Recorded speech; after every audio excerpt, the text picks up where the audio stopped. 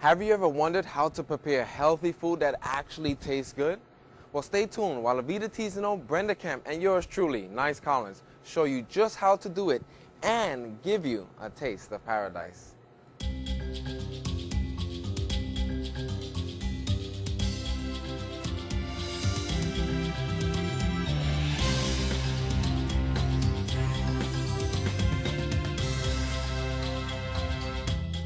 My name is Brenda Kemp. And my name is Avita Tizano.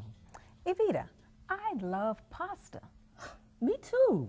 Well, one of the things about turning raw was how was I going to give up pasta since I love it so much? Yes. Well, today's recipe is Fiesta Zucchini pasta with raw marinara sauce.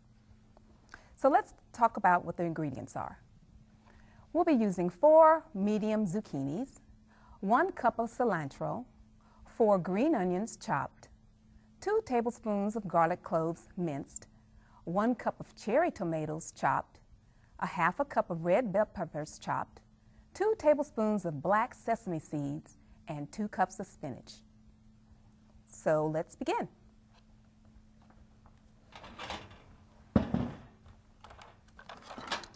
Brenda, this seems like it's loaded with nutrients. It is packed with nutrients. And one of the good things about zucchini is that it's available year-round. Really? So these are organic zucchinis that we'll be using today. It has spinach and cilantro and all. That's wonderful. So what we do is we cut the ends off of our zucchinis, and I've already done these ahead of time. And what we're going to be using is called a spiralizer. Now this little machine spiralizes our zucchini so that it comes out looking like spaghetti. Wow.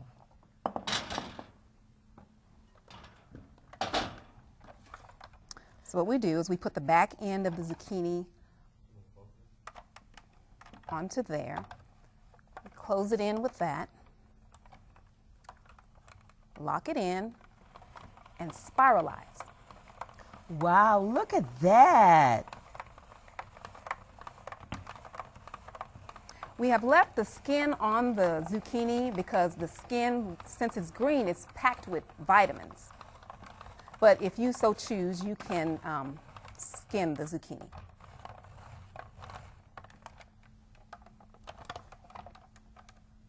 And you said that zucchini is year-round? It is year-round, so So that you can means enjoy it all the I time. can have pasta every day. Wow, that is amazing. So this cores the zucchini? This is the Actually, seed. you can juice the this. zucchini. Oh, really? Wow. And did you know that zucchini is 95% water? Wow, so that means that, no, it's not fattening. Like pasta is very Exactly. fattening. That is so awesome. And this is good, too, for people that are allergic to wheat. Yes. And they can have pasta also without having the wheat. Exactly. That is pretty awesome. Zucchini also is loaded with vitamin C. Oh, that's really good as well. Let me get that bowl for you. Okay.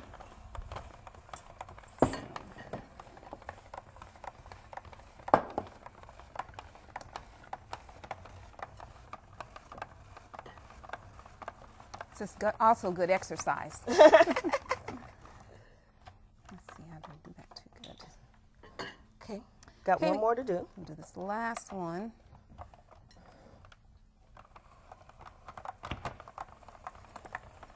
So,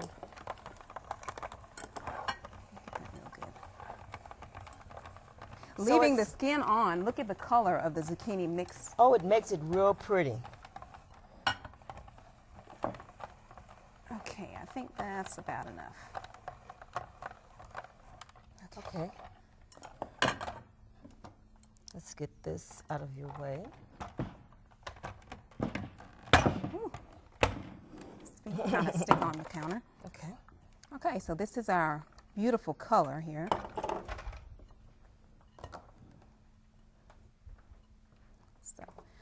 So then what we want to do, I have chopped up some spinach.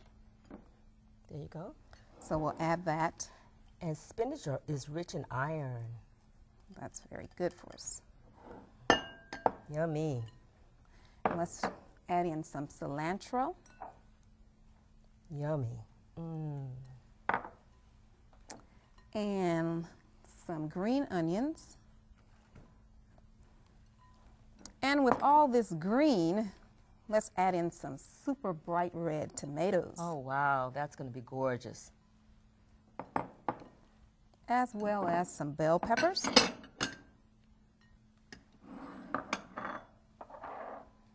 And with all this color, this is where we get our zucchini, our Fiesta name from. And you're going to put in some black sesame seeds. And black sesame seeds. Awesome. That's beautiful.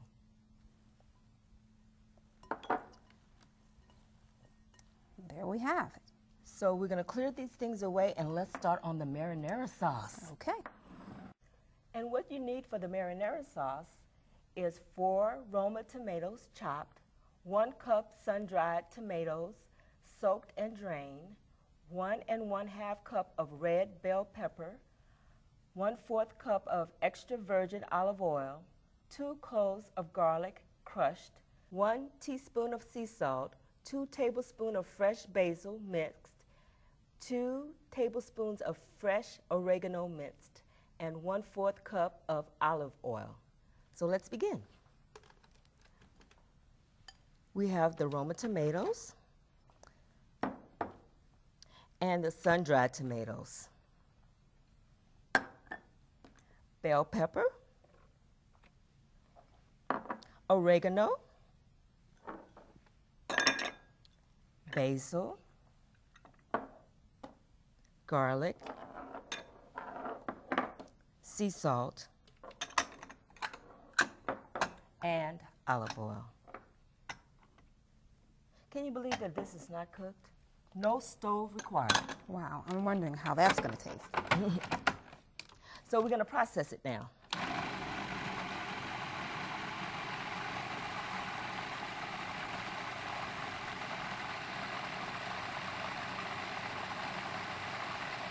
Oh, it smells so good. Wow, look at that. Wow. Let's get our plates ready to plate it. So Brenda, if you were having a dinner party, we can serve this. This is also good for a church fellowship dinner. Look how gorgeous that looks. Yes, it's beautiful. All my friends really like this. Okay, let's get a bowl for the marinara sauce now. Isn't this wonderful?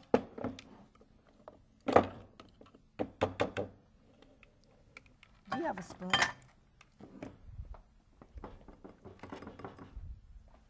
Okay, wonderful. So there we have it. Fiesta pasta with raw marinara sauce. Isn't this wonderful and beautiful?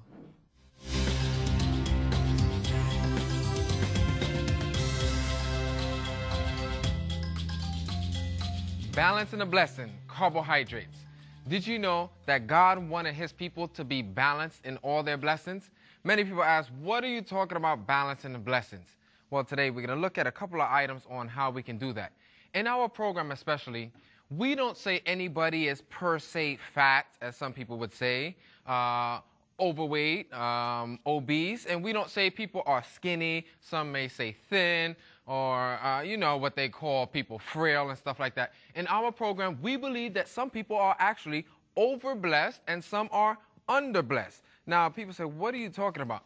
We don't like to discourage people. Our goal is to actually encourage them. And I can imagine if I had too much blessings, if somebody just said, man, nice, you're fat, I wouldn't be very motivated to do anything because I'll just be discouraged. So our goal is to focus on helping people. And so we decided to term this item a blessing.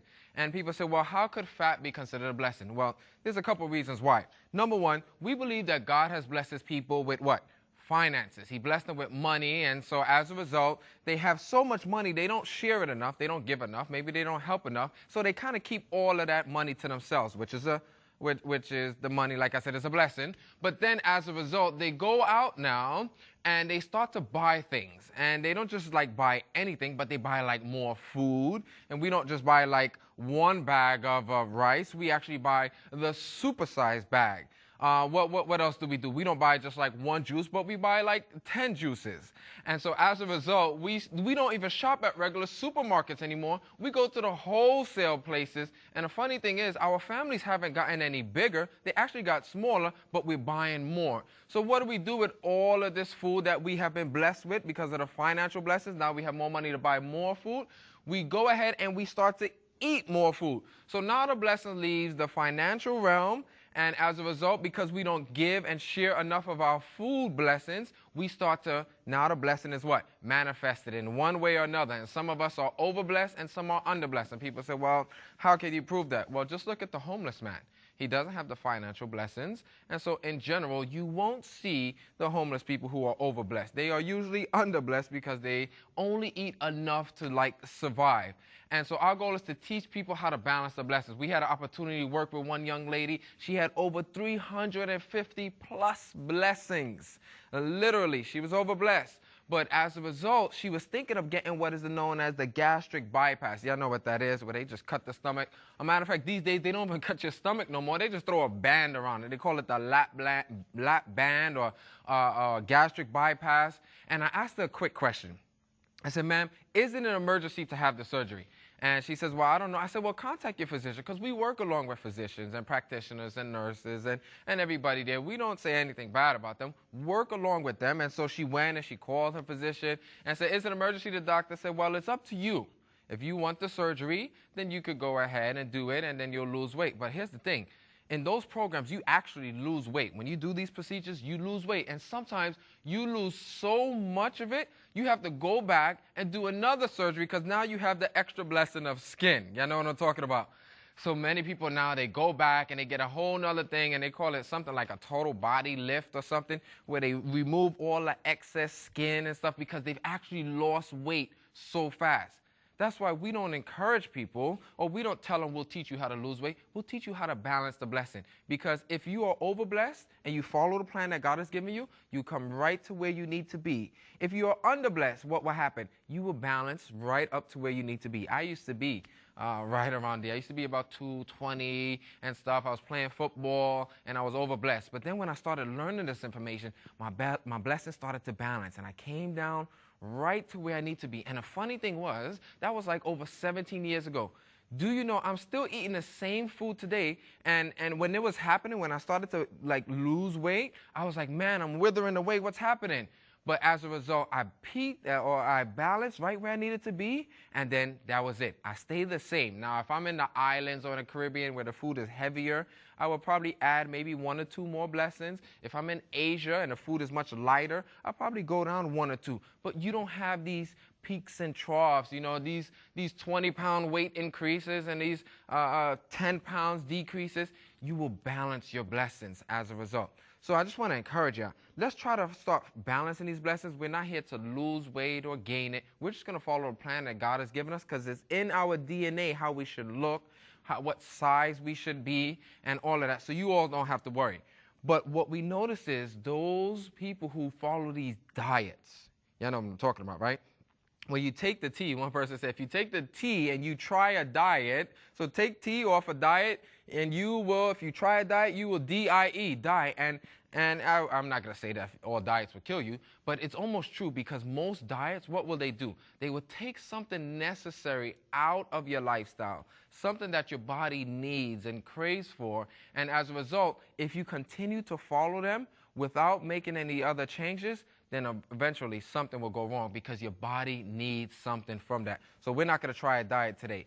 Actually, what we're going to do, we're just going to eat the way the Lord wants us to eat, and everything else is going to work out. But one of those diets that we'll look at today, because we're going to focus on carbohydrates. This is like the big scary word with many people around town. They're like, what? Is that a carb? Is that a carb? And they won't eat it. And so you look at their plate sometimes, and they got a nice piece of veggie meat, amen, or maybe even a piece of chicken or a fish or something like that. And then you look on the other side of the plate and you probably see some veggies or something. And you're like, wait a second, something is kind of like missing here. And you say, what's going on? They're like, well, I don't eat no rice, I don't eat no bread, I don't eat this and I don't eat that. And everybody is like trying to avoid these carbs.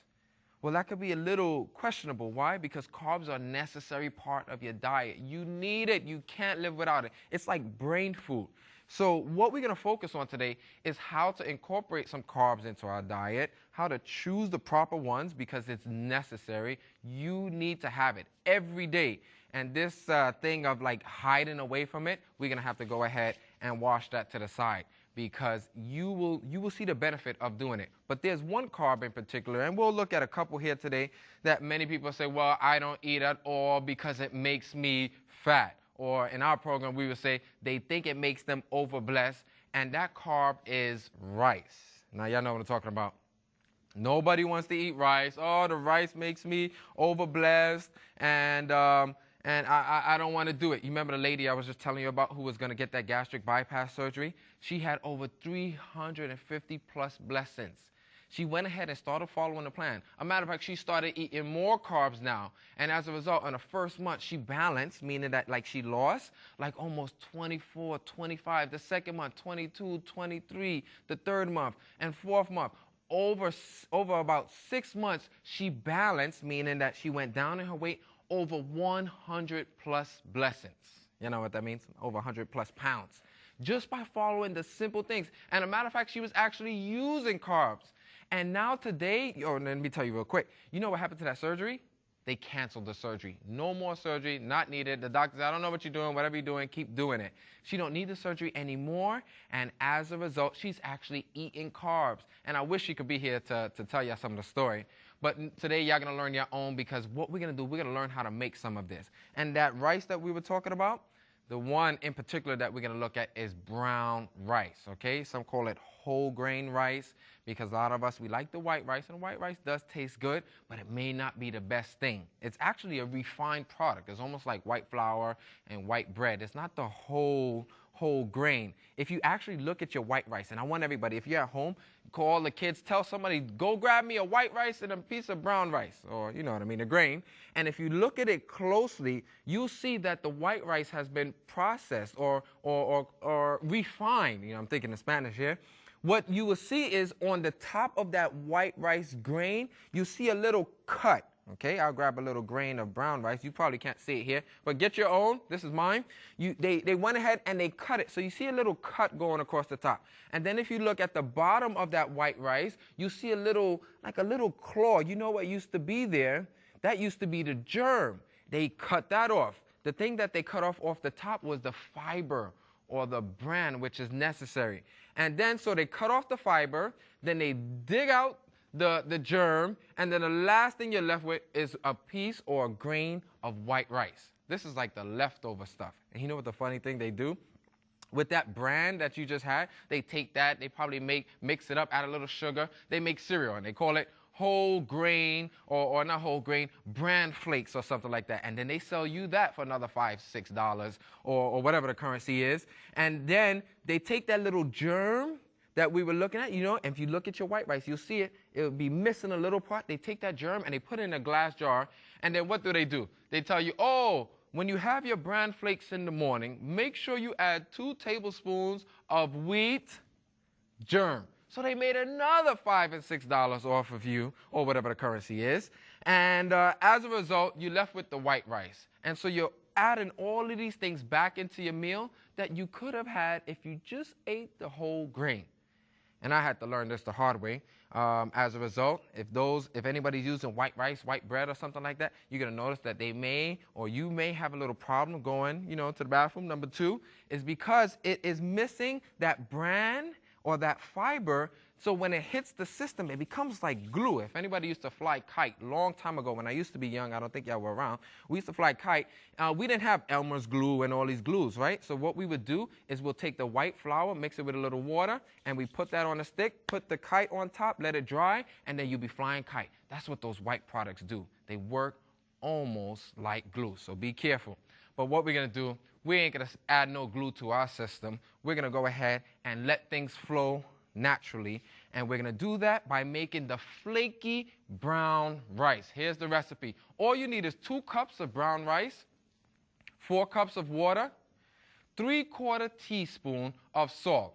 And anytime we do say salt in our program, you know what we're talking about. We're talking about sea salt. And that's all you need. A little problem where people say, brown rice is great, but it takes so long to cook. Or I'm just so tired of it, and it's always so hard. Or if I do make it, I have to cook it properly. It becomes really sticky, and I feel like I need chopsticks to eat it. But you don't have to do that anymore, because today we're going to make flaky brown rice, which is almost like the white rice that you make.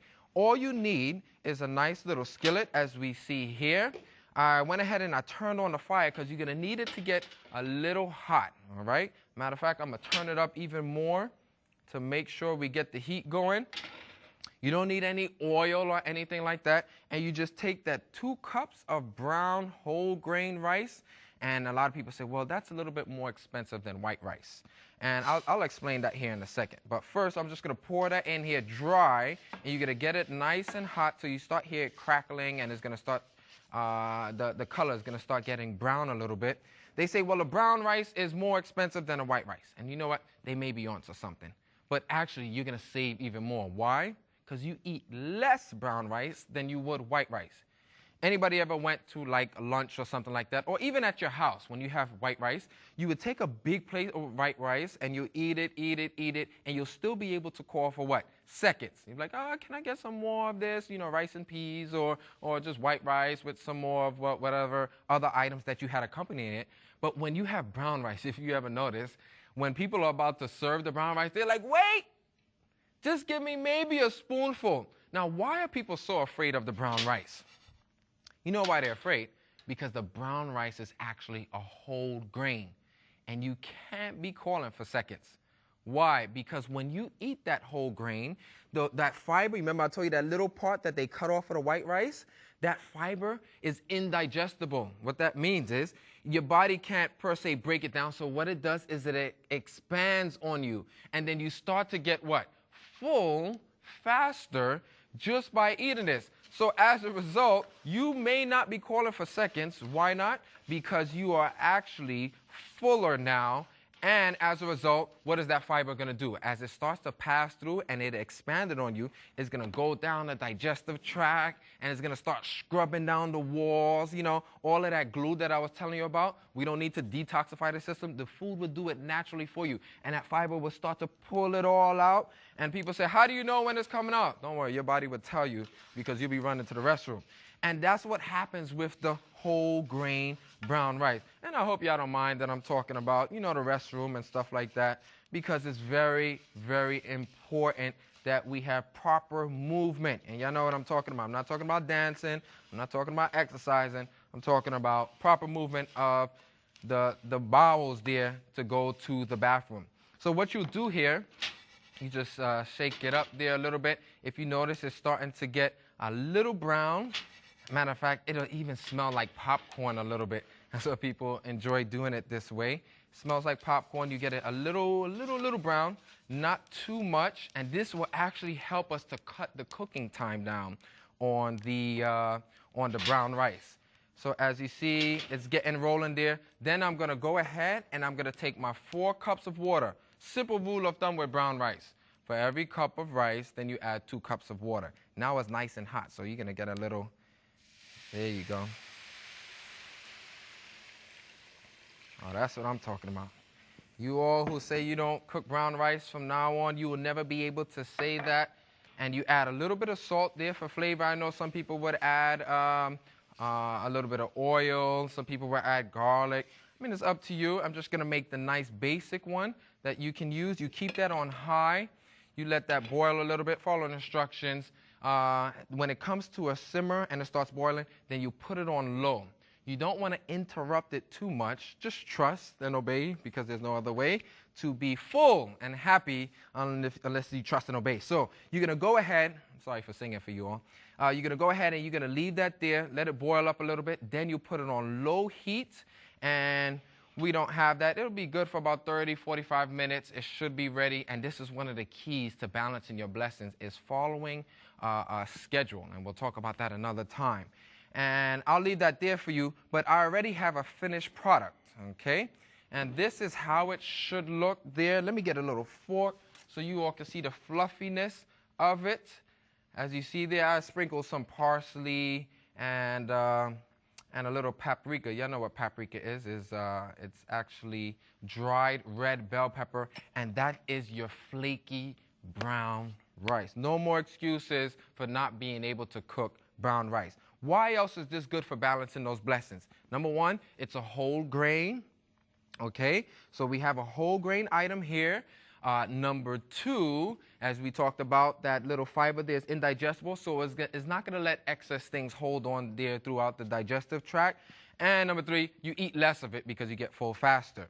But there's a couple of other carbs that people are afraid of. And if you take a look here with me, what do we have here? We have some bread.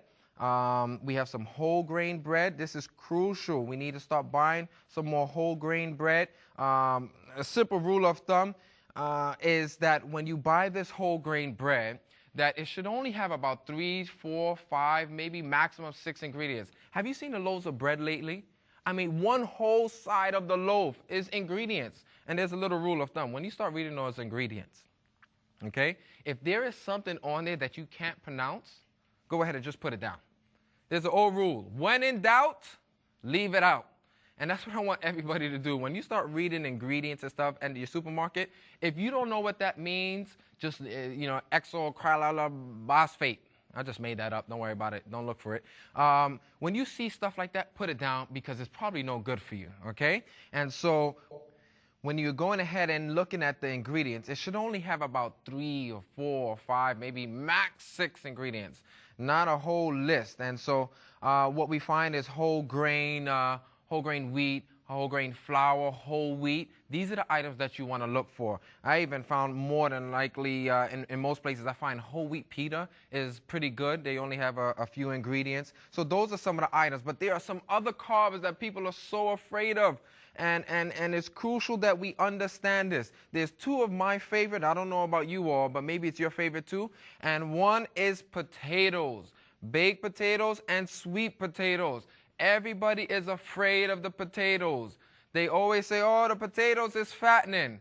Now, poor potato, because it's my buddy and it's actually one of the best friends of the stomach. The poor potato gets the blame. Remember we went over this. The good guys get the blame. It's not the potato that was bad. It was what we did to the potato that was bad. We baked it and he was healthy. Then we put so much stuff on top of it which caused the problem. So most whole grain items are actually good. All of them are good. The problem is what we do to it. So enjoy some flaky brown rice and have a good time. And let's balance some blessings today.